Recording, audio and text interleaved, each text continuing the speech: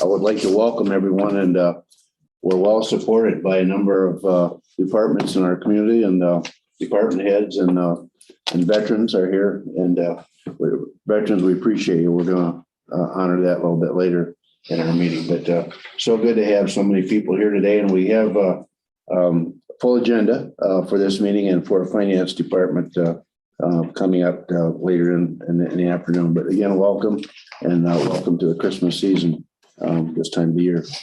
Before we start, I'm going to have a prayer. Commissioner Wyatt cannot be here today. And by the way, I don't think it's a secret. He's let most of us know.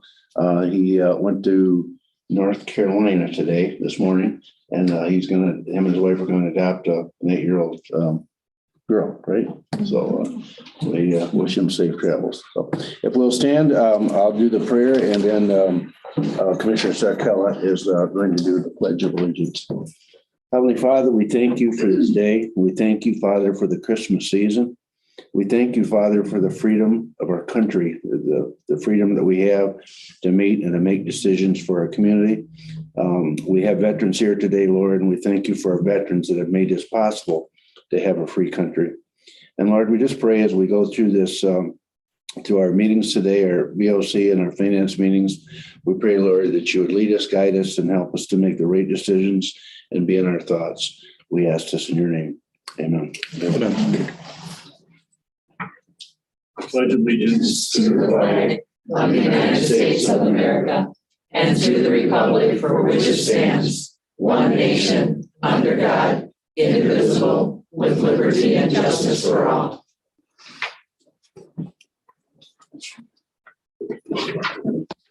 Leslie, if you do roll call. Sure, I will. District 3 Commissioner Bill Sartella. Here. District 4 Commissioner Roger Ballard. Present. District 5 Commissioner Joel Wyatt, absent. District 1 Commissioner John Block. Present.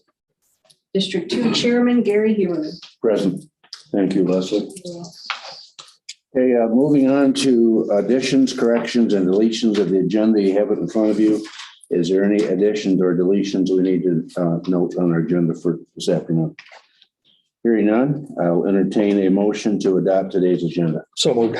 Support. There's been a motion made and support for the adoption of today's agenda. Any further discussion, comments? Hearing none, all in favor say aye. Aye. Aye. All opposed, the same. Today's agenda stands as written. Next is corrections to minutes from December 7th. Is there any changes need to be made to the minutes of December 7th? Hearing none, I'll entertain a motion to approve minutes from December 7th, 2021.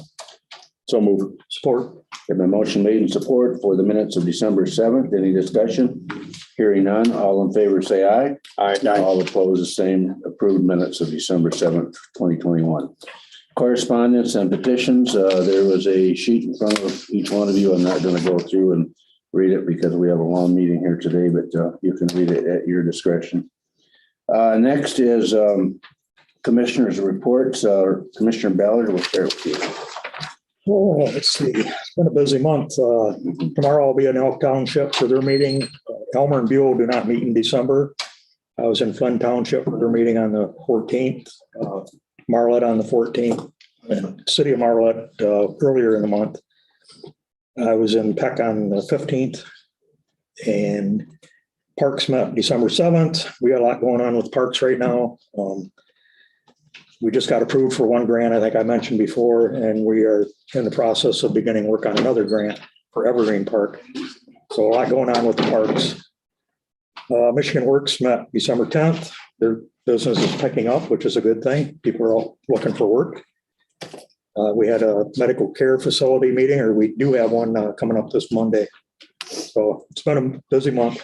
I'm up to 12 meetings so far and 3 more to go. You got me a quick Christmas of what, 4 more days, 5 more days? Yeah. Thank you, Commissioner Miller. I just have a couple of the township meetings I covered, and I don't want to bore you with all the facts of all the townships because we'd be here all day, right? But Washington Township, I attended their meeting the other night, and they're going to do an increase of fees on their blight. And the first offense is $100, and there'll be a civil infraction. They're still working on that policy, but that's where they're headed with it. Probably the biggest thing that we've seen probably here in the newspapers the last few weeks is a solar ordinance for Watertown Township. Commissioner Block and I attended our county planning committee earlier this week, and we went through and reviewed the draft ordinance that they're coming up with. And then I left that meeting, went to the Watertown Township special meeting. They went through that ordinance again, and they actually added the planning committee, the board added 4 more, additions to the to the ordinance. And so that's what we reviewed. And then I went back to their special meeting, and they've got a few more things. So I'm not sure they want to add. So I'm not sure if they're updating, adding, but we may see that in our planning committee in the last final draft of that. Okay. So they're very near completion. They've done a great job on it. And any of you that's worked on a solar ordinance or any ordinance like that, it takes a lot of time and a lot of effort and research. That's the end of my report. Commissioner Stickout. Center Lake Township last week, working on their marijuana ordinance and the 400 amp service thing. Also some concern about vacation rentals and the new legislation moving forward with that. And they're going to do an increase in their water rates, but it's been 15 years since they've had an increase. In the Village of Lexington last night, their audit was accepted. Parks and Rec Committee is moving forward, and they're working on some zoning ordinance changes in regards to their zoning board appeals. That's all I have for my 2 commissioner report meetings. Thank you, Commissioner Stickout. Commissioner Block. So since our last VOC meeting, I've attended township board meetings in Austin, Wheatland, and Lamont Township, having discussions with each one of those townships, trying to provide guidance and information related to the ARPA funds. Mm-hmm. Excellent conversations. Everybody's very engaging, and they're looking forward to getting more information. So that's all I have in my commissioner report. Thank you. Okay, next on our agenda is administrator's report. All right, to start off, I know at our last meeting, we had some discussion on the medical examiner, and there were questions raised about the types of autopsies that were performed, because if you recall, autopsies are a little bit higher this year than they were in prior years. So I did receive some feedback from our ME secretary. Currently, we have a total of 21 autopsies.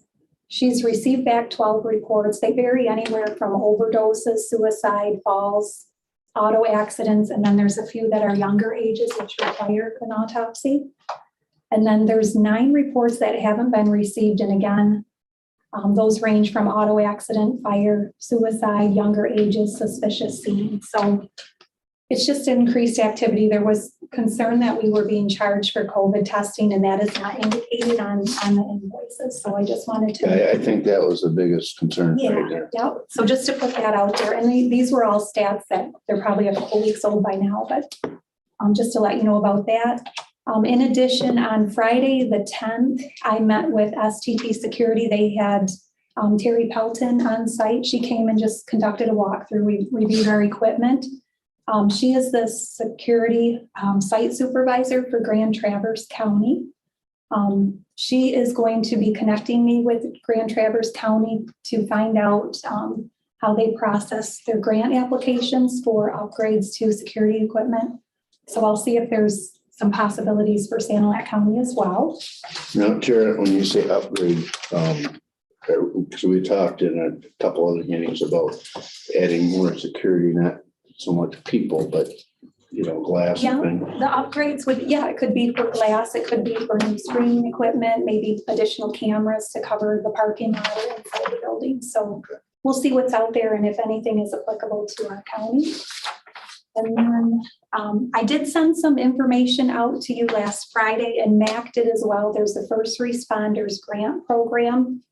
That is I guess you could say our local jurisdictions are eligible for that grant funding. So there's a link in my update. So if you wanted to pass that information along to your local jurisdictions. The policy committee met last Monday. So we reviewed our remote work policy, which you'll see that's directly placed on the BOC agenda. To talk about that a little bit, we developed a subcommittee that had a few representatives from the county. We reviewed several county policies as well as court policies. We expressed concerns and different requirements that we wanted to see within that policy.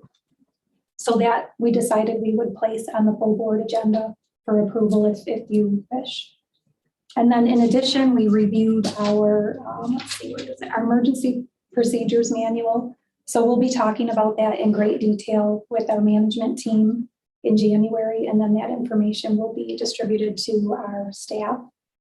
And then the other item that we discussed was a COVID-19 sick pay policy. So we had this before. At one point in time, it was mandated, and then it wasn't, but we still implemented it. So we're looking at developing that and potentially implementing that next year. And then in addition, while we're talking about the policy committee, I'll just mention a little bit about the vaccine mandate or vaccine and testing mandate. So you probably heard over the weekend that the stay was dissolved by, I think it was the 6th court that dissolved it. So OSHA is proceeding to implement this emergency standard, if you will. There is discussion that perhaps it'll go to the Supreme Court, so we are watching. I think there's already been some cases filed with the Supreme Court. That's what I heard in the news. There was several, so we have our at eyes least on we it. got to continue with what we're doing, Joe. Yep. So just so you're, I mean, we've prepared. So we've already, as a policy committee, we've sat down, we've reviewed the policy, reviewed our templates. We're ready to enact a plan if it's necessary, but we're going to stay put just a little bit longer to see what happens at the Supreme Court. And then, okay, we had a discussion last week with Jerry Johnson about gypsy moths. So I think I mentioned to the BOC, there is information on the website if you have constituents that are inquiring on that. Also, the medical care facility, we had made a motion to allow for the amendment of the 941s for the 2nd and 3rd quarters. So the 2nd quarter was submitted last Thursday. And then Jody and I met with Mackenzie and Gibson, who's our insurance broker, to discuss a potential of collaborating for services through our healthcare plan. This is very early stage, just discussion to see if there is potential to partner with Mackenzie. Obviously, we have several collective bargaining agreements and different obstacles that we would have to work out, but we thought it was a nice collaborative effort to see if there's any potential for a joint venture, if you will. And then we met last Wednesday with our ARPA consultants to work on a grant application for soliciting department proposals. And then in addition, the courts had applied for 2 different grants through CESF fundings. There were 150,000 is what the value of the applications were, and we found out we were approved for about 33,000. Apparently MSP, Michigan State Police, who's putting on this grant, had an overwhelming response, so they had to drastically reduce the applications, but I think it's nice that we received something. So I think that's all I have unless you have questions. No, I don't have a question. You and I, Roger, and Christie, has met several times with the care facility, and there was an email coming through from Jill, maybe the last Friday, that they had applied for some type of grant or money. It was like 200,000, and they actually ended up getting 625,000. So that's a good sign. It'll help. Yes. I don't remember if that was a grant. I don't think I got that. It's a grant. Yeah. It was some type of a grant that they had applied for, and they were only expecting 200. So that was a good Christmas news, right? Yeah. For sure. I see the governor has created a committee to kind of review Yeah. the regulations on the medical care facilities throughout the state. Hopefully that doesn't turn into another layer of regulations Yeah, and they do what they intend to do, because I don't envy them people. They've got more watchdogs over them and probably a lot of duplicate regulations that they have to, prove to these entities that they're following through on. So I hope it does some good. Yeah, I think we all agreed here, like 2.5, 3 weeks ago, we met them, but all the regulations that they're unbelievable. Yeah. Oh. Thank you, Tara. Appreciate it. Good report. Any questions for Tara? Okay, thank you. All right, at this time, we will have public comments concerning that may concern or questions for our agenda today. So I'm open up for public comment. All right, don't everybody talk at once. All right, seeing none, moving on. And at this point, we're going to do interviews for the Drug Task Force board. And there was a email come through to the Board of Commissioners, or a letter come to the Board of Commissioners. I'll read it before we head for interviews. Their meeting on December 16th, 2021, Sanilac County Drug Task Force Board met with 3 candidates for appointment for the DTF board. The DTF board then voted unanimously to recommend the Board of Commissioners report. Yes, and this was one of the people sworn in today. So we were given a heads up who was going to be interviewing today. All right, so we'll start with Dale and Edster.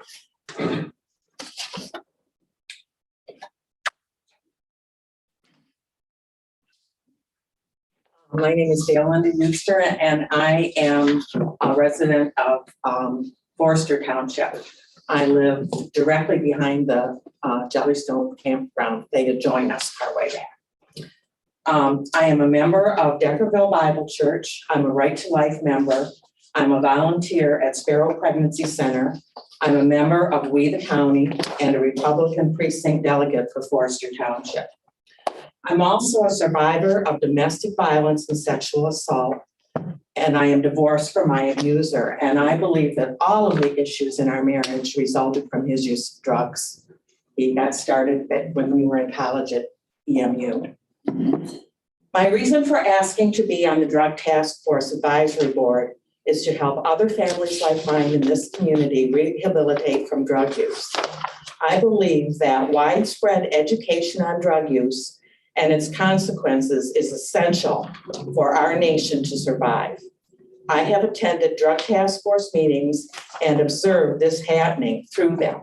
I think that I can help because of my lifetime experiences with drugs and addiction. I want to thank Sanilac County for all of the professional help that I received after moving here from Huron County, especially Joe Goro. He has really helped me. In fact, that's the reason I'm standing here today, because he kept building my confidence. So I thank you for allowing me to speak at this meeting. This is an answer to many years of prayer from me, for we know that all things work together for good for those who love God and are called according to his purpose. And I'm willing to answer any questions. Okay, any questions? Thank you so much. Appreciate it. Or wait, I know we're going to do more interviews here, but I want to thank everyone, and especially anytime anyone comes here and wants to serve on the board. We thank you for your involvement trying to get involved with our community. So I just want to let all of you know we appreciate you doing that. Jeff?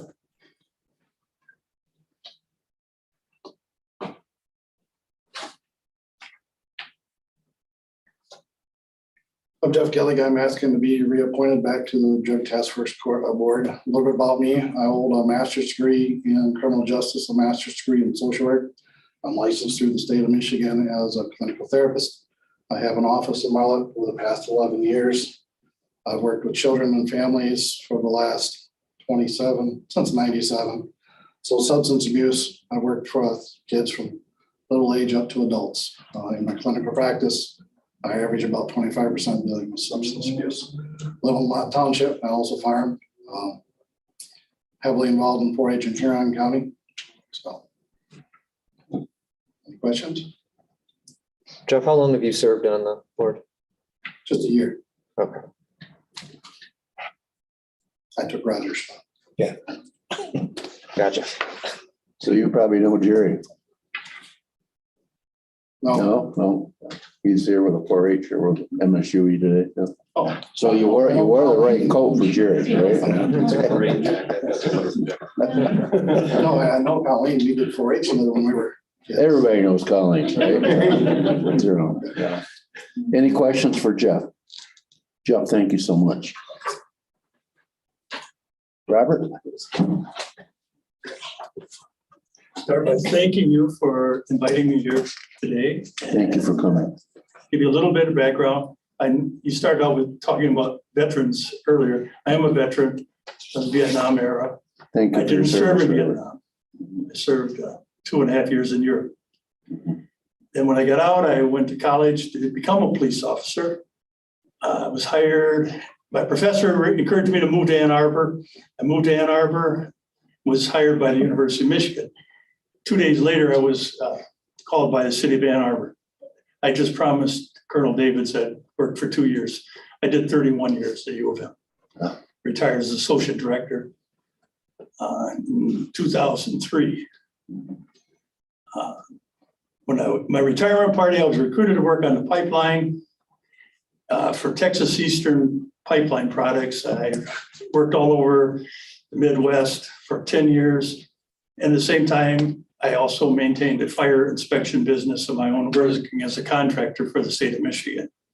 I was inspecting camps, childcares, and institutions. Some of my appointments, I was emergency operations manager for the University of Michigan. I was fire marshal for the University of Michigan. I ran the 911 center. And one time I even ran the detective bureau, but that was early on in our police department. I was part of the team that formed the police department on the University of Michigan campus in the late 80s. I live in Forster Township. Been a permanent resident since 2016. This is the second time I've applied for this position. Yeah. About 2 years ago. And I feel I can bring many years of experience in administration and maybe suggestions that can help the unit. I'm also, I've lost 2 brothers to drug overdoses. One of them fought on the front lines of Vietnam, came home addicted, and died on the 4th of July, 1973. Sorry about that. Anything, I've got lots of time on my hands now to help, so. Well, Robert, first of all, thank you for your service and thank you for all you've been involved with. You sound like you've been a busy guy all your life. And I just want to say this to all 3 of you again that are applying for this job. It goes without saying, every time there's an opening on any of our boards, we always have well-qualified people. And believe me, we have 3 of them here again today. And it hurts that we can only pick one, but that's the way it is. So again, I think I can speak for all our board commissioners. We so appreciate every one of you that come in today and apply for this job. And again, we wish we could hire or put all 3 on, but there's only room for 1. So I want to thank all 3 of you personally on behalf of the board. Thank you. Is there any questions for Robert? No, I'm good. Thank you. Thank you. Thank you. Okay, next on our agenda is our update from Economic Development, Carl Asatowski. Welcome, Carl. Always good to see you. Settle in. I've got a lot. No. I'll be brief. I know you've got a full agenda. Tara asked that I come in just to give a quick update on the projects that we're working on in Sanilac County. Some of them are regional. The first one that we've been working with, Commissioner Wyatt was here, was the Connected Michigan program, where they were looking at funding and studying about broadband connections across the county. Actually, all 3 counties in the thumb have done something similar. And what we're doing right now is we've been in contact with the service providers, Thumb Electric, Mercury, Agra Valley. I mean, all of the players indicating that we're ready to step up to the table. If they need a local commitment or if they need local input, we can help with that process. A lot of the programs that we've identified coming out of the federal government is directly to those service providers. So we go directly to the companies. Some of the programs require a letter of support from the local community or the county, and that's kind of where we stepped in and said, you know, if you need something, we can interface with the township or the community, or we could work with the county on getting a letter of support. So that's a process is still ongoing. The state has a pretty substantial amount that they're still setting on in Lansing. And we're starting to wonder where the money is, because we'd like to see it out in the communities. We want to see that. One of the things that we've kind of tossed around was there's been a reverse auction. It's called an RDOF, where Thermoelectric, that's where Thermoelectric, AEG, and Mercury were involved. That covers a lot of the areas in the county, but not all of them. So what we're looking at is there the ability to use some of the state or federal funds to kind of backfill into those areas that weren't included in the original RDOF auction. So that's kind of where we're working through on that. Different topic, we've got a regional 3-county here in Tuscola and Sanilac EPA grant for site assessment for brownfields. And what that allows us to do is to go into a potential development site, building downtown that somebody's interested in purchasing, don't know exactly what's in the building. We're able to go in with this grant funds to do environmental testing on that site. So it could be subsurface contamination. We're running into a couple situations where there was an old gas station and there was a gasoline leak, and the gas is migrating underground to the next building, to the next building, and next building. So this allows us to work with Eagle to identify where those properties are. Our focus is on properties that are ready for development, or if somebody wants to purchase it and redevelop the property. We just don't want to go out and test a bunch of properties. We want to focus on those properties that are under consideration for redevelopment. So, and it's for industrial and commercial, not for residential, which is a little frustrating, but it gives us some tools to work with. We've got a group down in Lexington that's looking at a pretty large project. We've already had some discussions with them. We've got our consulting engineer looking at some previous brownfield assessments and looking for any kind of gaps because the situation has changed. So we're ready to plug into that. We're waiting for some information from the developers. Another big project that we're working on is, this is funded through the state of Michigan, called Industry 4.0. And basically what this does, it's an assessment of local manufacturing and how they can use new technologies to become more efficient. And what we've discovered as we kind of work through this is that the original equipment manufacturers are starting to look at having their subcontractors use Industry 4.0 to feed back into their system. So it tracks everything from parts to scrap to, and it can be anything from like a little sensor on a milling machine all the way up to having an artificial intelligence setting on your computer, analyzing when you should be shipping product out. I mean, it's pretty amazing stuff. The grant is due to do the assessment. And what we're working with the state on right now is those companies that do go through the assessment, we're able to use some other state funding to do training for those companies in Industry 4.0. So it's kind of the carrot and stick. If you want the training dollars, you have to go and do the assessment. Are there any questions? I mean, I don't want to just kind of keep rambling. You had a couple, I Okay. think there was a couple of gas stations or old gas stations, or one cleaned up and one on the way maybe. Yep. Yeah. So, and again, I mean, this is anywhere in the county. We have a 3-year time period to use it. And we've got $600,000 for the 3 counties. So it's a pretty substantial amount. Having said that, we just finished up in 2020, the previous grant, and these are new funds. So it can go quick. It depends on the project, how complicated it is, what kind of contaminants and those kind of things. So, yep. But ideally, you know, somebody wants to put a restaurant on one of those gas stations. That would be a perfect scenario where we could go in and do the testing free of charge to the potential new owner. And then what we would do is coordinate with Eagle on cleanup funds. So we have that opportunity. We're working on a project in downtown Bad Axe. That was exactly the scenario. We did it at the end of the project, discovered that it was an old gas station. They're going to redevelop the site. And so we're in the process now of getting bid documents prepared for demolition. Good program. Yeah, it put some of those old buildings back into active reuse. Any other questions? Yeah, I have a question related to the RDOF auction. So you're indicating that there's regions that have been sold off and within the county. Is there a map that would show? There is.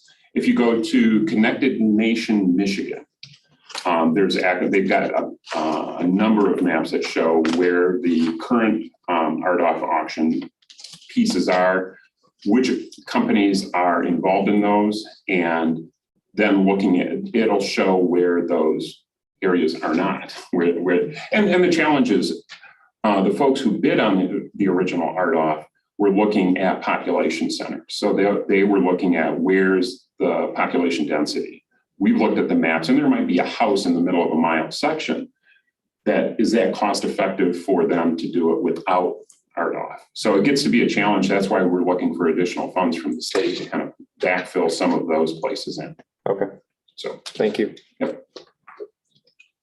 Carl, I have recruited a member from District 4. Awesome. I won't mention a name, but he brings experience serving on other brownfield redevelopment authorities. And I was going actually to ask, I was going to follow up with a very active community. They did a lot where he was at. So looking forward to that. We have had some discussions with Tara and Trudy about restarting the Brownfield Authority. And there are, I think, 2 or 3 current members, and we're looking to backfill. You just had a meeting not too long ago, right? It was not an official meeting. I don't think we had a quorum. That was just Okay. So that's why we're looking for new members. that was an informational meeting. Right. So we're looking at that. Housing continues to be something that we're looking at doing. Kind of a fun one-off project is we got partial funding to print a 3D house. We found a company down in Metro Detroit, actually a nonprofit called Citizen Robotics. And they think that they can build a house in 5 to 7 days. Which is phenomenal. That's the exterior walls. They're experimenting on price points. It could be anywhere from $85 to $140 per square foot, which is lower than conventional stick built. What intrigues us is that it's new technology. It can hopefully attract some new talent to the building trades. It's very precise and can go up fast. We're looking at doing things like using SIP panels for the roof so that you can literally just drop them in and the house is essentially sealed in a week. So we're working with Genesee County Land Bank. We're actually looking for locations out in the Thumb area. We've had some discussions with Croswell. We're aware of a site possibly in Brown City. And we've had some discussions with Sandusky about if they've got any opportunities out there. So essentially what we're looking for is kind of a plug and play where there's roads, sewer, water, electrical, all of that to the site. So all we have to do is kind of drop this on. So Well, there's a need in most towns in Sunlight County for middle class. Right, and that's what we're looking at is that what happened was we kept on hearing everybody talk about that there's a need for housing. And this grant opportunity came up and we just basically said, well, if we can put up industrial buildings, we should be able to put up a house. And this is new technology. I mean, there has not been a build as far as we know in Michigan. Texas is doing a couple. There's some overseas. Mexico, I think, has got some too. But we wanted to demonstrate the technology here. That's why the first project will be in Genesee County. We're working with the Genesee County Land Bank. They've identified a couple pieces of property. And what we're hoping to do is to build a case study around this so that we know, what are the questions from the building trades? What are the questions from building inspectors? Which could be a challenge because this is new technology. And every time you have new technology, you're going to have questions. What kind of environmental issues do we have to have?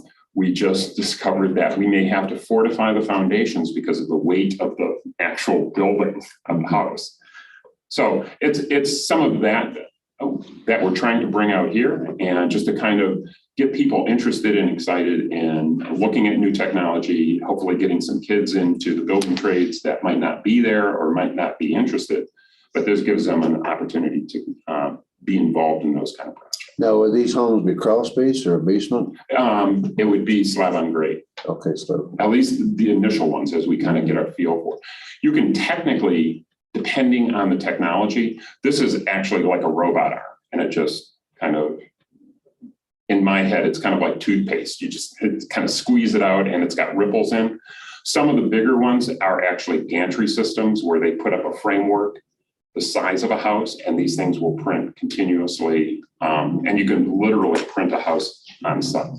So for instance, if the Land Bank Authority in Genesee County were interested in they like the technology, they want to pursue it, that's where we would go to look at doing a whole subdivision of these. And they can be custom designed. They don't have to be cookie cutter. I mean, you can change wall structures, you can do all of that because it's all CAD up front, and then you just print them out.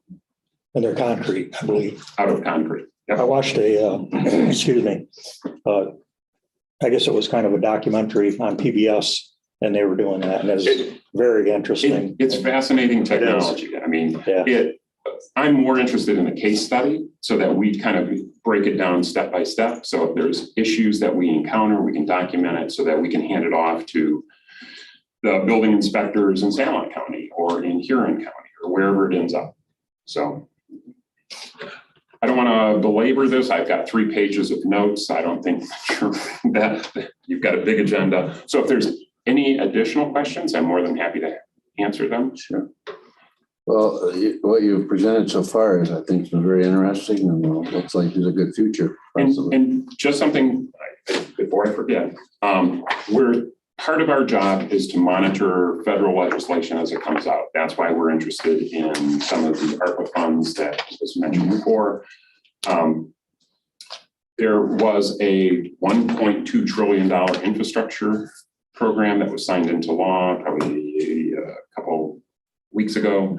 It's hard to keep track of where all of this stuff is going. But the one interesting part, this is, and I wanted to make sure I emphasize this, is that in the new infrastructure program, there is a $2 billion program over 5 years that rural counties can apply directly to the Federal Department of Transportation for roads and bridges, which is a change because normally you go through MDOT. So we're interested in that, and we want to see what that looks like, but that's a pretty substantial amount of money for rural areas across the country. But it gives an opportunity to go kind of skip that Lansing connection and go directly to the funding source. So we're hoping that it eliminates some of the bureaucracy that might exist down in with our friends. So who would be the receiving end of that? Would be like the road set? I would assume that the road commission would be part of it. I would depending on the program structure, it could be, directly to a municipality. It could be a city or village. It depends on how it's structured. Because it's so new, there's not a lot of detail about it. But it was just interesting that they did that as a separate line item budget. Have you let Rob know that? Not yet. No. I was trying to wait until we got a little more detail. It's like Walk before you run, right? Well, the state literally just released programs last week, $100 million for placemaking. Then you get into the details, and it's not quite as exciting. You need a qualified census tract, and there's all kinds of qualifiers. So it sounds like a lot of money, except there's not a qualified census tract in San Juan County or anywhere in the fund. So we're not sure if we're even eligible for that. So we're trying to not get people's expectations up. We want to kind of understand the programs, but Rob is on my list along with the folks in Tuscola and Huron County, and along with the municipalities. I mean, if they can apply directly, Sure. we're more than happy to help. Yeah. So thanks for the time. And again, I'm always on call. Feel free to give me a call anytime. Tara has my number. We got your number. Yeah, unfortunately. Thank you so much, Thanks, Carl. Carl. Thanks, Carl. It's good to have you here. All right, next on our agenda is appointment to standing committee, county commissioner appointment to board of commissioners and committees. So we've heard from our three individuals for the drug task force board. We've heard them come and talk to us. So at this time, you have ballots in front of you. I guess I have to make a motion, right? We need a motion to vote one of these people in. So move. Okay, been a motion made and support to vote one of these three people in, and we will do it on the ballot and then hand these off to Leslie. So at this time, go ahead and put your choice in. Oh, I'll approve. Okay, Yes. opposed?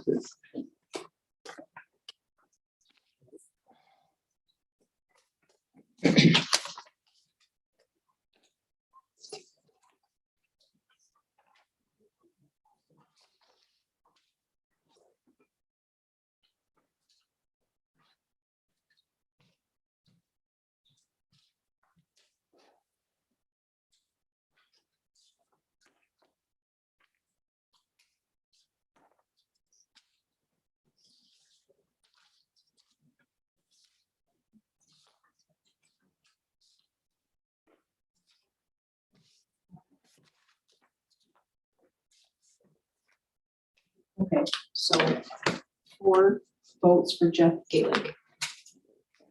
Congratulations, Jeff.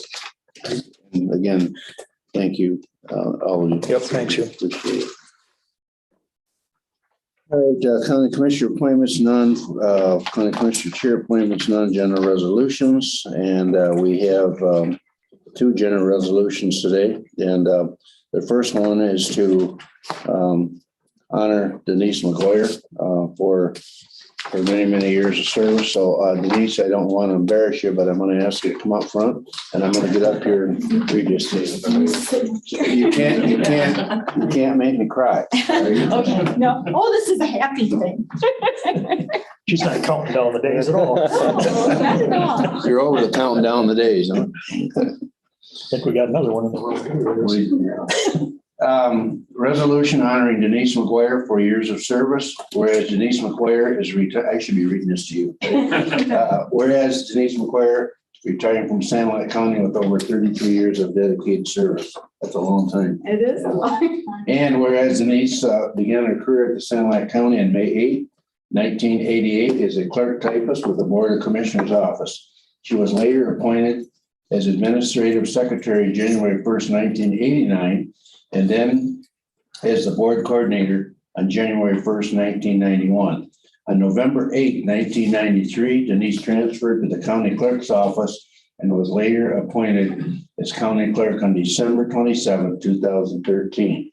And whereas throughout her career as a public service, Denise has provided excellent service and quality work and gained respect and admiration of her colleagues. And whereas Denise has demonstrated her extensive knowledge of county government and imparted the knowledge with character and integrity, and further demonstrated her management abilities with the computerization of the vital records and elections, along with capability of performing coding for numerous elections. Whereas Denise has acted as a clerk of the Board of Commissioners for taking English board minutes with accuracy and efficiency, and whereas Denise Mcguire of dedicated service have contributed to the important and stability of the county of Sanilac. And now therefore be resolved, the Sanilac County Board of Commissioners by the resolution of recognizes it and commends Denise Mcguire. I need more glasses here. For the long-standing commitment to Sanilac County and its citizens.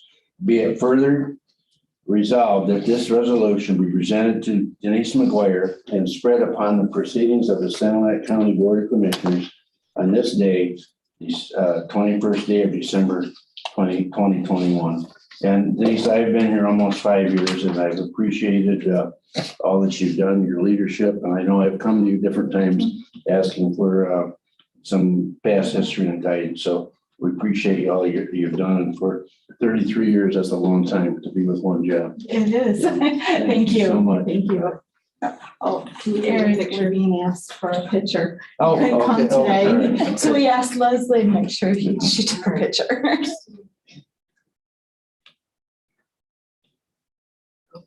We should have probably had another commissioner, get somebody over there looking at this. Thank you. Congratulations.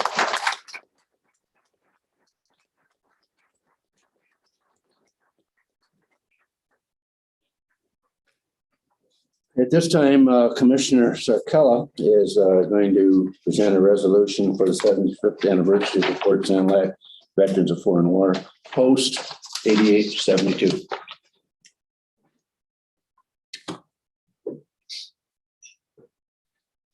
Welcome, John. Resolution commemorating the 75th anniversary of Port Sand Lake Veterans of Foreign Wars, Post 8872. Whereas the Port Sand Lake Veterans of Foreign Wars, Post 8872 is commemorating its 75th anniversary. And whereas the post was chartered on December 15th, 1946, and the post was formed by 44 World War I and World War II veterans. And whereas in the past 75 years, the post has participated in countless community events and donated much time and funds to assist needy and ill veterans and their families, along with aiding citizens dealing with illness, accidents, home fires, and other emergencies. And whereas the post has donated time and funds to many community improvement projects and veterans memorials. And whereas the post has conducted military rites on Memorial Day, Veterans Day, and countless funeral services for veterans.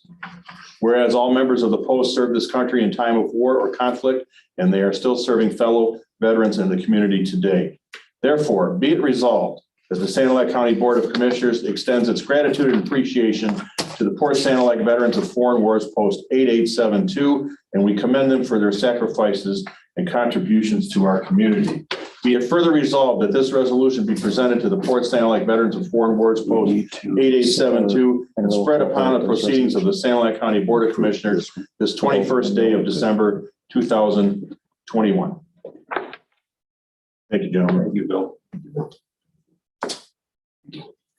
No more pictures? Okay. Oh, yeah, come on over here. Yeah, close that up.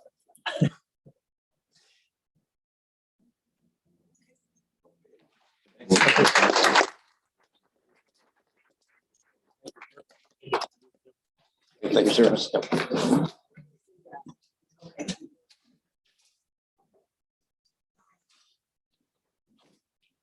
Okay, at this time, I would like to roll call. Do it. That's what I was just going to say. So we need to do one for Denise as well. Can we do both or we want to do them separately? Let's do Denise first. Okay, sorry. Commissioner, Okay, we just go through. okay, Commissioner Block, Yes. Commissioner Ballard, Yes. Commissioner Sarkella, Yes. and Chairman Kimberly. Yes. And now for the Port Sanilac Veterans, Commissioner Ballard, Yes. Commissioner Block, Yes. Chairman Heberlin, Yes. and Commissioner Sarkella. Yes.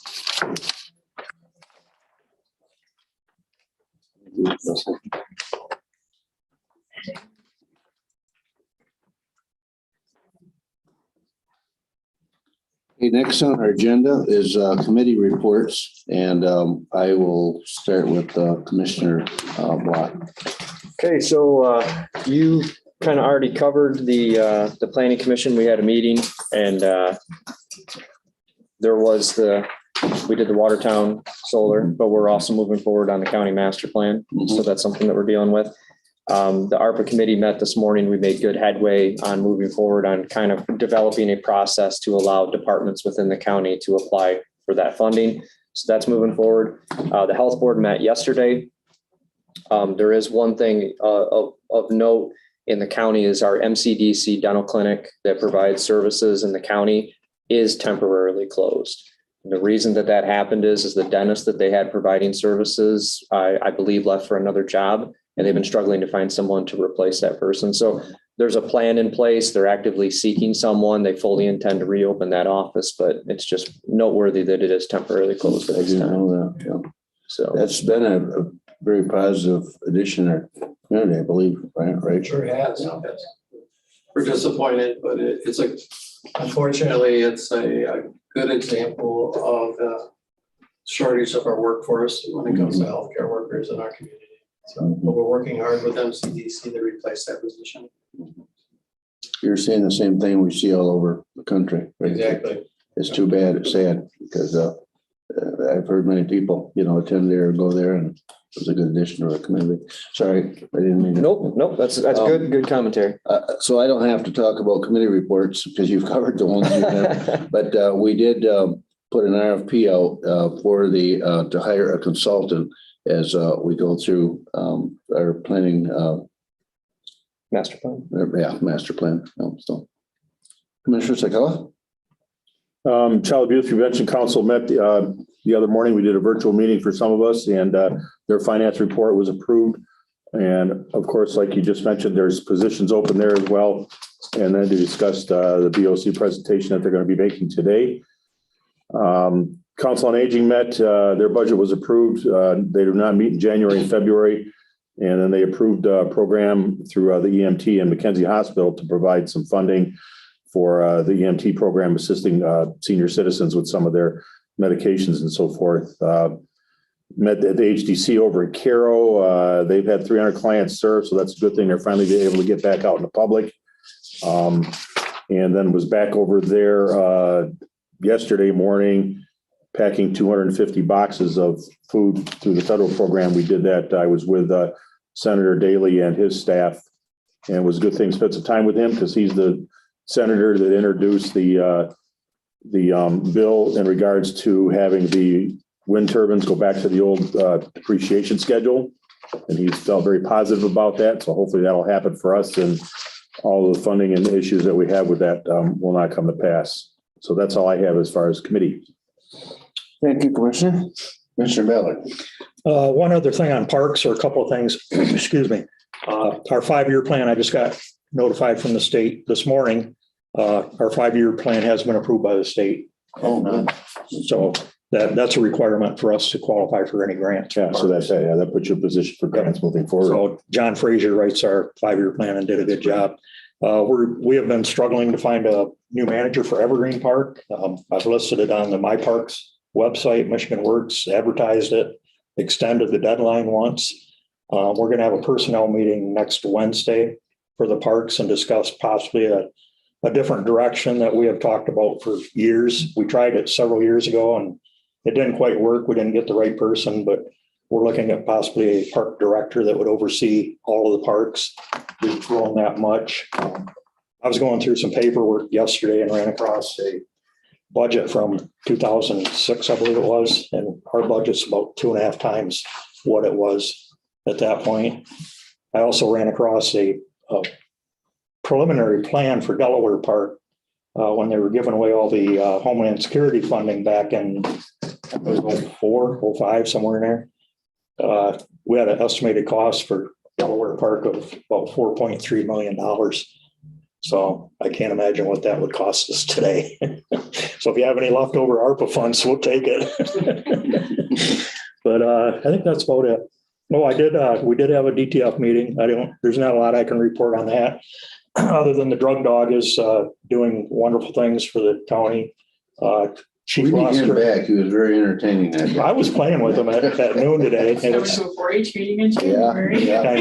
it's kind of funny. You can sit there and play with the thing and throw a ball and they'll bring it back to you and everything, but he could also rip your hand off, But no, he's doing a great job. And Chief Luster, city police chief here, spoke highly of it. It's been a great assistance to them. So that was money well spent. That's it. Okay, thank you, Commissioner Ballard. So moving on to unfinished business. If you're ready, Commissioner Black, we'll start with FA 182-21. So a quick question. We were gonna have a presentation from the Save Millage. I mean, obviously you guys would like to give that before we consider this. So Okay. Yeah. Afternoon, I'm Will Morris. On this situation, I'm here for the State Partnership as the chair. So I came here, I handed out some handouts that we prepared for this presentation, so bear with us as it's our first time to do this. Trying to meet all the new requirements for the new policy. Wanted to start off by just reading you a couple of stories that I got from both of our funding, both of our partners. So the first one is in October of 2020, a 5-year-old came to the center to complete a forensic interview. The parents agreed for their child to receive counseling services through our agency. When this 5-year-old client started counseling services, she had night terrors, temper tantrums. She would scream and cry for no reason that the parents could see, punch herself, pull her hair, wet and soil herself, and was so severely traumatized she could not go to school.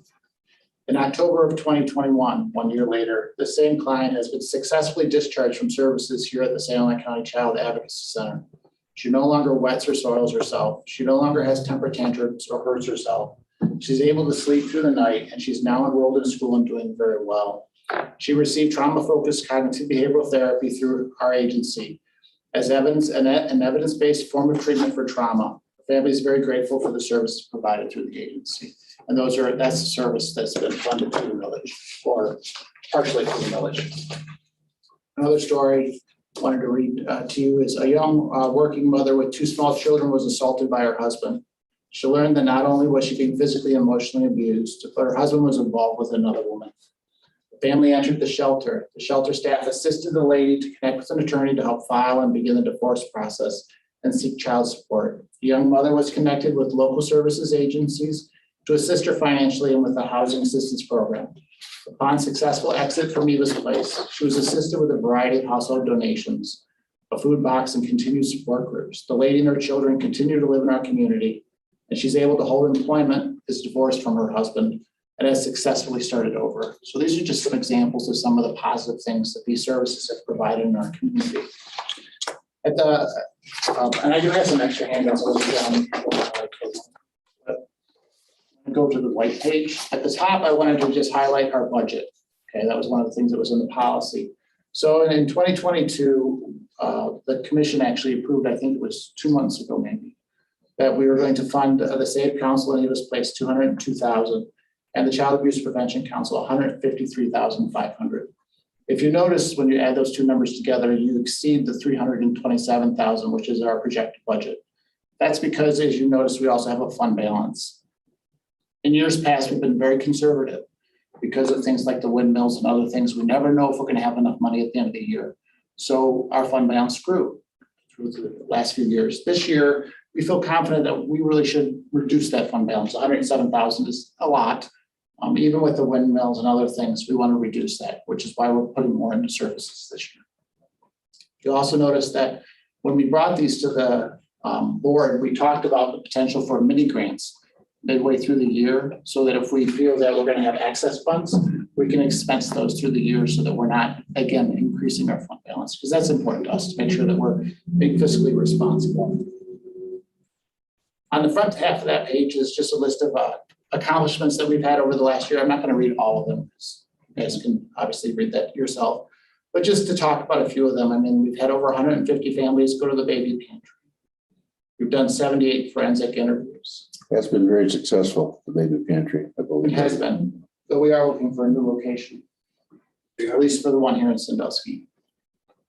The Facebook page, we've had over 412 posts were shared over to 371 individuals. We have 232 followers on our Facebook page at Eva's Place. We've had a lot of very beneficial fundraisers throughout the years and things of that nature. And we have, I want to make sure I get the number right. We've had over 2,000 calls to the shelter and over 1,500 nights that the shelter's been utilized. In this place.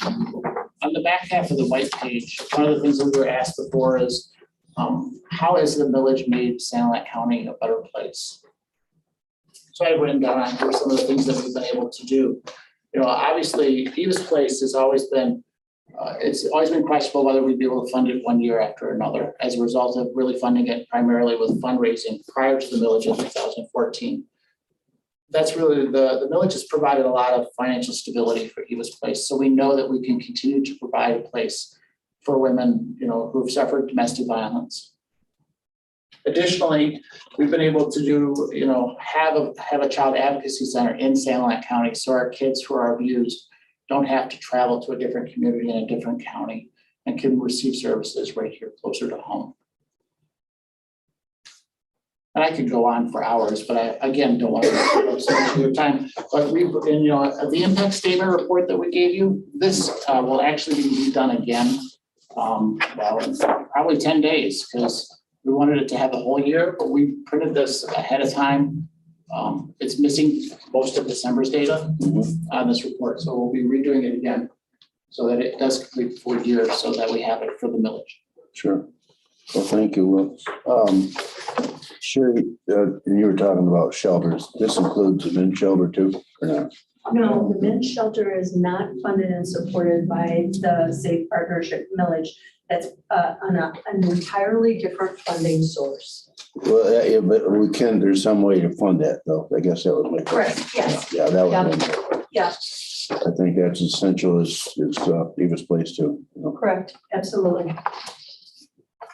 It's not funded by millage dollars. So. No, you'd already clarified that. I a couple weeks ago talked to you about it. I wonder if there's any other way that money could be. But I think both are essential to our community. Will, from where I'm sitting, when we discussed having millage-based entities come and present to the Board of Commissioners, this is exactly what I envision this to be. So I think job well done. This is the kind of information that is helpful.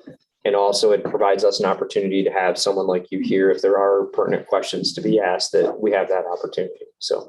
And we obviously want to make sure the commission is well informed on the wonderful things that really my partners do.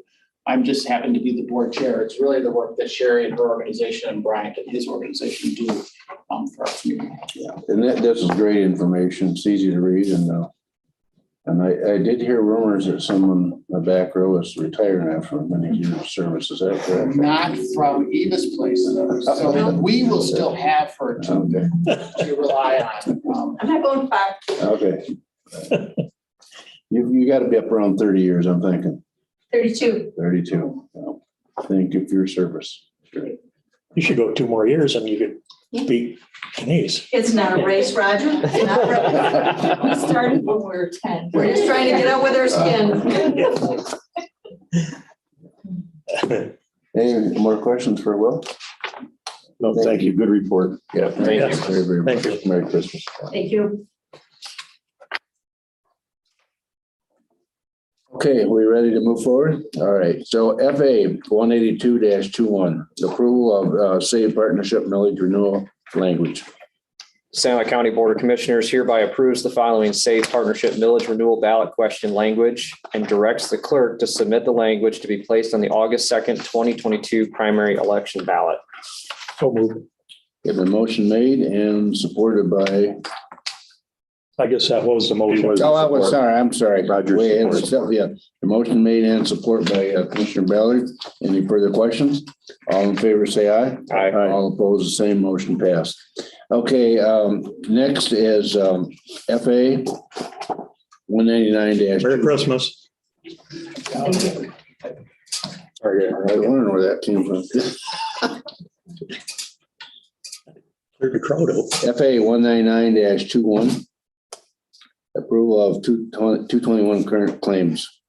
The San Luis County Board of Commissioners hereby approves the payment of current claims for 2021 identified in the accounts payable report dated December 14th, 2021 for the general bank account in the amount of $135,281.82. There's a motion made and support. Any further questions? Hearing none, all in favor say aye. Aye. All opposed, motion passed.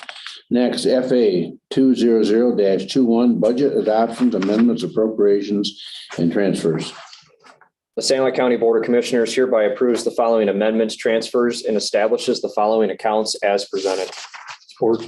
Have a motion made and support. Any further questions? Hearing none, all in favor say aye. Aye. All opposed, the same. Motion passed. Next is FA 201-21, approval of additional general fund bank account checks charged to November 2021.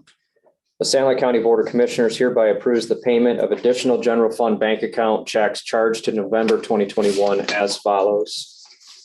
AC, Oops, sorry. oh, I was gonna list them off quick. ACH payments in the amount of $270,066.51. Checks in the amount of $170,865.24 for a grand total of $440,931.75.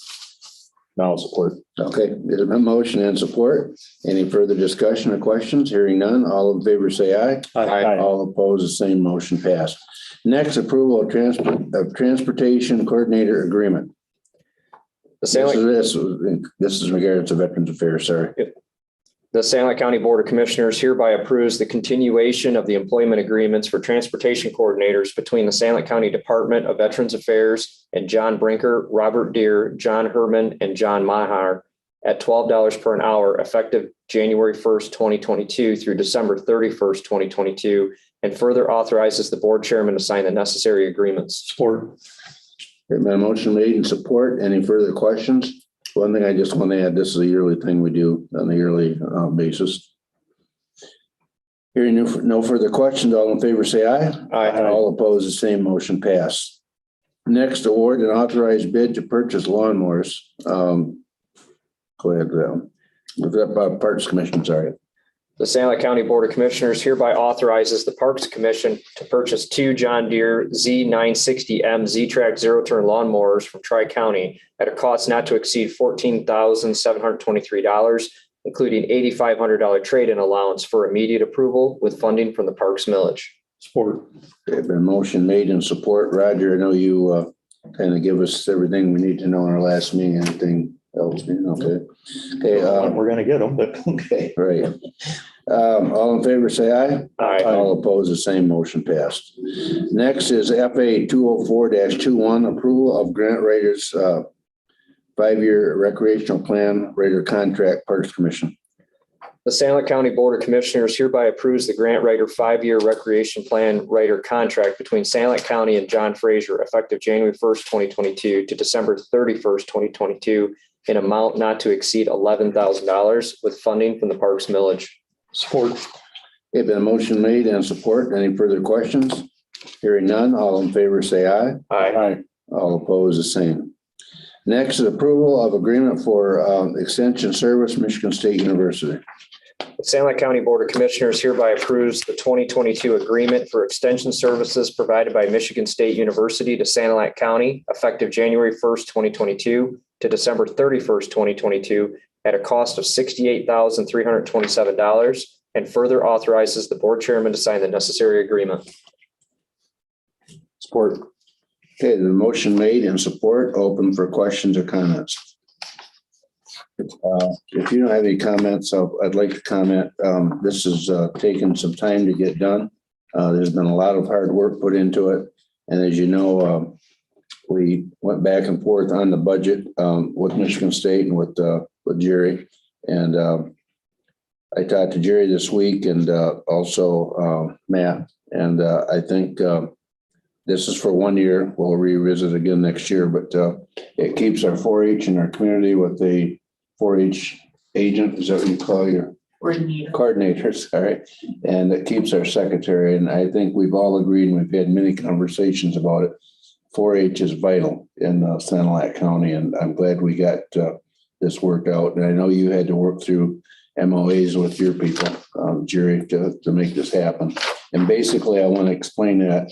I can't explain it like you can, but their MOA is like our reclassification, where they have to go through process, and you can't just change something because somebody wants something. So we appreciate what you've done, and it looks like we've got a good contract. So. Thank you for the information and the email the other day. Welcome. Appreciate it. All right. Any further questions? If none, hearing none, all in favor say aye. Aye. All opposed, the same. Motion passed. Again, thank you, everybody. Thank you, Jerry.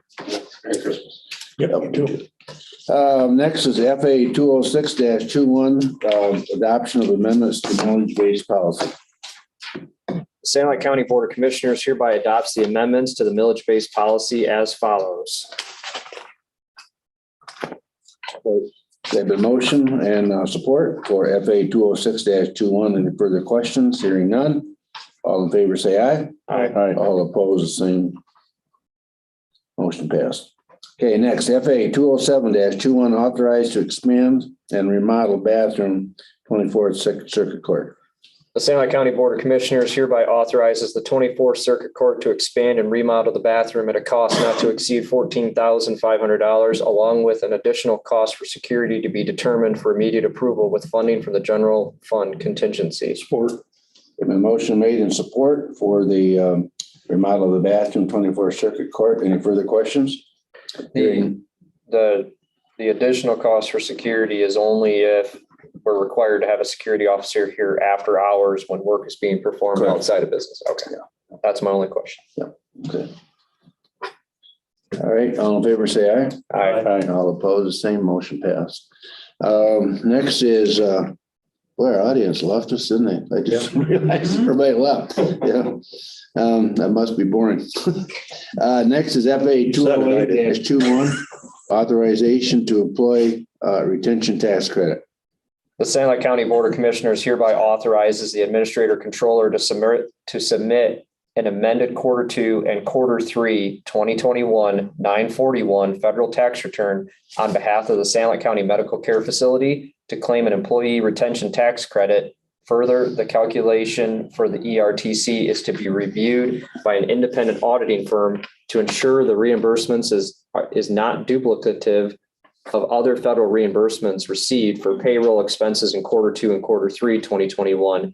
If authorized by the IRS, all ERTC funds are to be held in an escrow account for a period of 3 years from the date of receipt of the funds. Support. Okay, but motion made in support. Any further questions?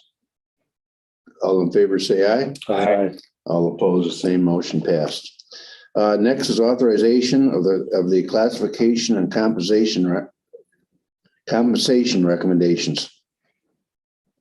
The St. Lake County Board of Commissioners hereby authorizes the classification and compensation recommendations resulting in higher pay grade assignments, followed by the next step, which provides an increase effective January 1st, 2022 for the following positions: Parks Manager, pay grade 3, Sheriff's Office Executive Assistant from a pay grade 5 to a pay grade 6, Delinquent Tax Clerk from a pay grade 3 to a pay grade 4, Trial Court Administrator from a pay grade 10 to a pay grade 12, District Court Administrator Deputy Trial Court Admin from pay grade 9 to pay grade 10, Circuit Court Administrator Technology Liaison from pay grade 5 to a pay grade 8, and further approves the following job descriptions as presented.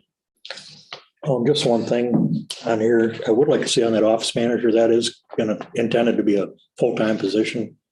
Should that be stated on here in the job title? Description? Yeah. We can put that in there. Yeah, okay. Just to I'll make a clarify, note. just to clarify that. Thank you.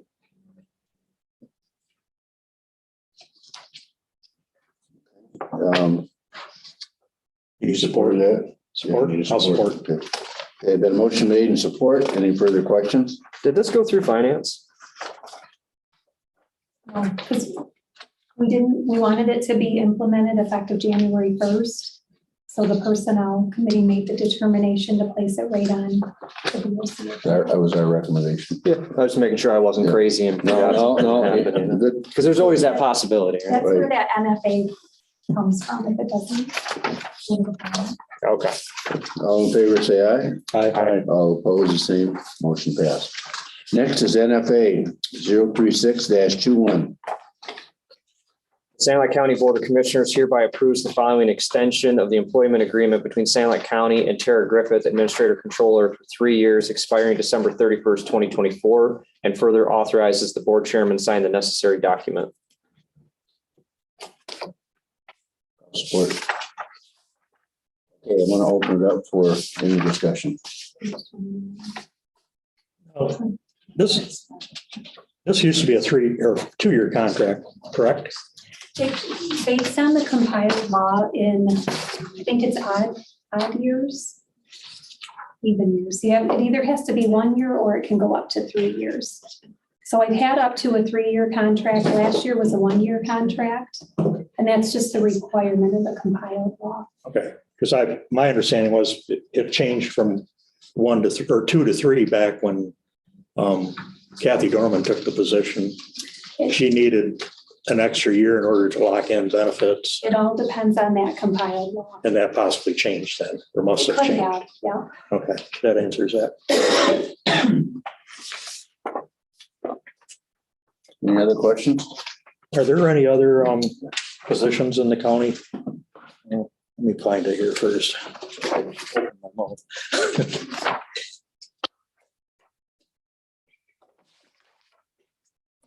Should have highlighted this stuff.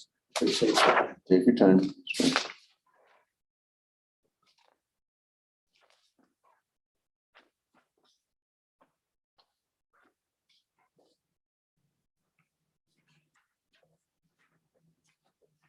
Okay, I disregard that. I answered my own question on that.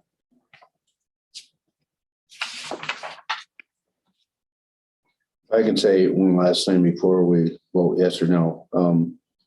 The information that we received back from other lake counties, there were some lower.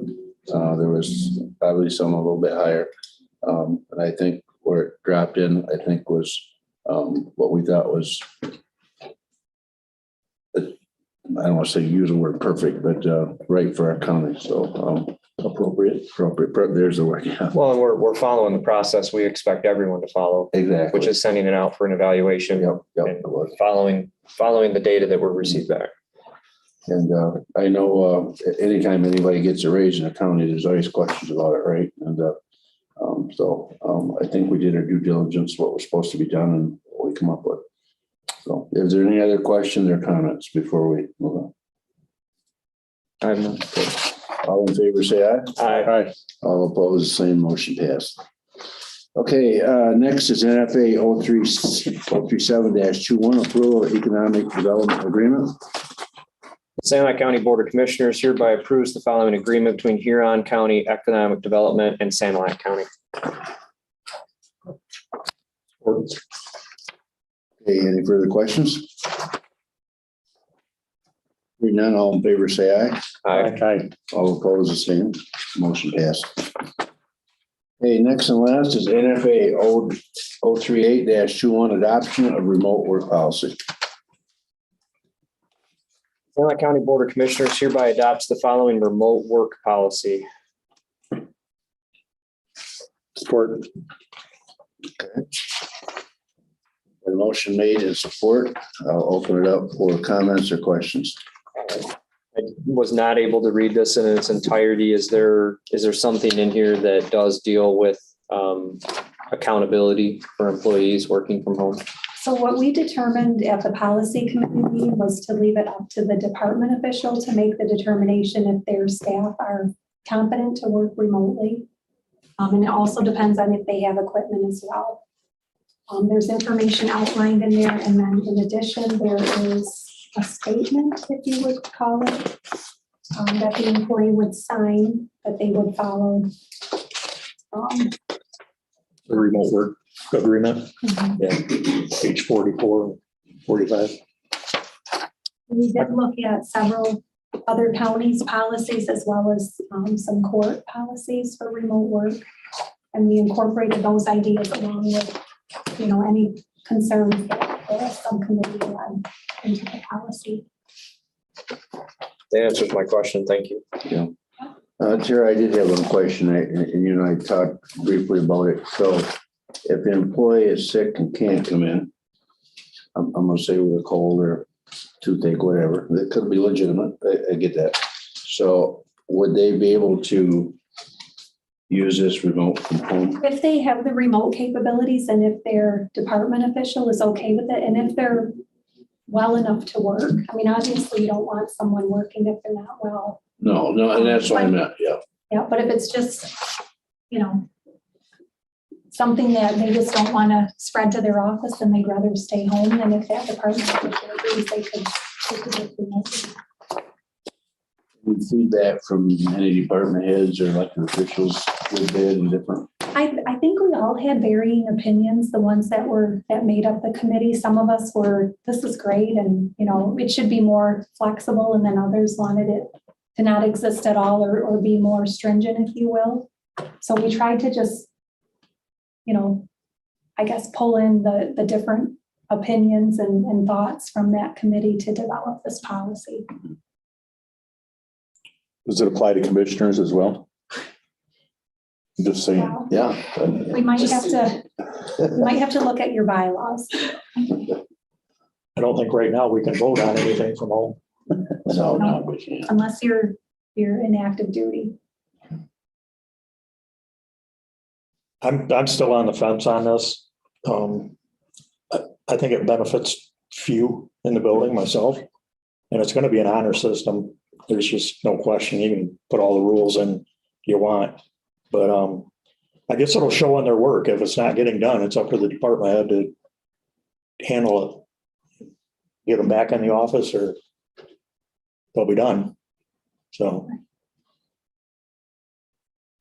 My only other question is oversight, and you obviously explained that would be up to the department head for oversight, because I'm just hypothetically saying if someone was working from home remotely and one of our employees or department heads here from the courthouse went to Bobby and Jamie's for lunch, and there's a person home working remotely is eating lunch at noon. What's the oversight in that? Well, they're Because still you know as well entitled as to I do, lunch too. they're gonna right? say, hey, well, I thought they were working from home, you know? Well, they're Well, and they get a lunch hour. entitled to a lunch, right? They get a lunch hour, but I'd be more concerned if they were at the brewery for lunch at 2 in the afternoon. Or shopping in Courtyard. I mean, I just, And I might be you sitting know, there. because with- I don't that know. will come up, but, you know, Yeah, no question is gonna come up. Need to trust the department heads to be able to oversee that. yep. I like that aspect of the policy, leaving it to the department heads to have the oversight over it. With all the COVID stuff still going on, who knows where all that's gonna go? Yeah, exactly. I'm just looking at what ifs, you know. just-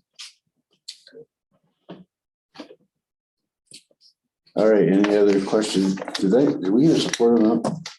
Forget if we can get a support. Somebody down there. Yes, I did. Okay. Wasn't me. It's like clinic when shot, show I don't remember how many I shot, right? Yeah. All right, any other discussion? Okay, all in favor, say aye. Aye. All opposed, the same, motion passed. Hope it works. Okay. This time we'll open up for general comments. John, I really like that you understood this report so well. I think you would be a great one to work one up for the parks. Can't go skiing, might as well. Come on now. Just kidding. If I can say something real quickly, I appreciate, and a lot of our people have left, but I'll say it for our general courthouse and commissioners. This year and last year, we have went through some things that hopefully we never have to go through again. And I know department heads were faced with a lot of changes on the go. I know we've had to make policies and changes that maybe sometimes aren't always favorable with everyone. But as I've said in other meetings, this COVID has split families, it's split friendships, it's split relationships. And I'll speak for at least our commissioners. We worked hard to try to make everything work, and I know department heads too. And I appreciate the involvement of everybody this past year and the year before to make things work. And history will tell us in the long run the things we did right or wrong. But everyone has jumped in and worked hard to make things work over the past couple of years. And I personally appreciate that. And it's been a joy serving with you 5 commissioners this past year. You've been a great asset to our board. Hey, we made it through our first year, John. We made it. we did. And that goes working with Relatively outside unscathed. sources too. Okay, where are we at here? We have no reason for a closed session. Approved of the closed session. We have nothing for today. So Motion to adjourn. looking for adjournment. Okay, a motion made by Commissioner Ballard, supported by Commissioner Sakala to adjourn. All in favor, say aye. Aye. All opposed?